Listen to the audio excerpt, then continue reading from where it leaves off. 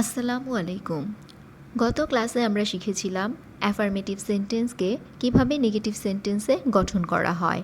আজকে আমরা শিখব অ্যাফার্মেটিভ সেন্টেন্সকে কিভাবে ইন্টারোগেটিভ সেন্টেন্সে গঠন করা যায়।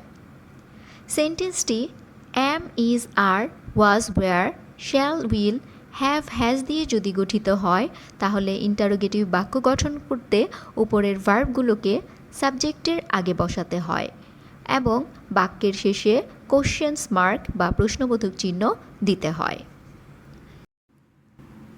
যেমন this is a flower. Is this a flower? Interrogative করার সময় সাবজেক্টের আগে অক্সিলারি ভার্ব চলে এসেছে এবং সেন্টেন্সটির শেষে প্রশ্নবোধক চিহ্ন বসেছে। তেমনি I was absent. Was I absent? You will play. Will you play? সেন্টেন্সটি যদি মূল ভার্ব দিয়ে গঠিত হয় এবং ভার্বের সাথে অ্যাজ অথবা ইএস যদি না থাকে তাহলে সাবজেক্টের আগে ডু বসিয়ে তাকে ইন্টারোগেটিভ সেন্টেন্স করতে হয়। যেমন আই রাইট আ লেটার। এখানে রাইট মূল ভার্ব এবং এর আগে কোনো অক্সিলারি ভার্ব নেই, আবার ভার্বের সাথে অ্যাজ বা ইয়েসও যুক্ত নেই, তাই do I write a letter এবং সেন্টেন্সের শেষে একটি প্রশ্নবোধক চিহ্ন বসবে। আবার we drink milk. Do we drink milk? They eat rice. Do they eat rice?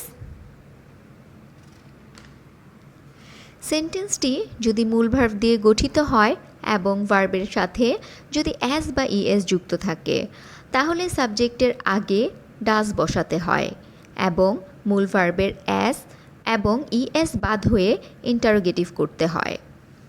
যেমন হি ওয়ার্কস। এখানে মূল ভার্বের সাথে অ্যাজ যুক্ত আছে, তাই প্রথমে বসবে ডাজ। Does he work? এবং ওয়ার্কের সেই অ্যাজটি চলে যাবে আর সেন্টেন্সের শেষে বসবে প্রশ্নবোধক চিহ্ন। রোকেয়া সিংস। ডাজ রোকেয়া সিং? সেন্টেন্সটি যদি ভার্বের পাস্ট ফর্ম দিয়ে গঠিত হয় তাহলে ইন্টারোগেটিভ করতে সাবজেক্টের আগে ডিড বসাতে হয় এবং ভার্বের পাস্ট ফর্মকে প্রেজেন্ট ফর্মে পরিণত করে সাবজেক্টের পরে বসাতে হয়। যেমন you took a pen. Did you take a pen? এখানে পাস্ট হওয়ার কারণে বসেছে ডিড এবং টুকটি হয়ে যাবে take. Did you take a pen? Kamal went to Dhaka. Did Kamal go to Dhaka?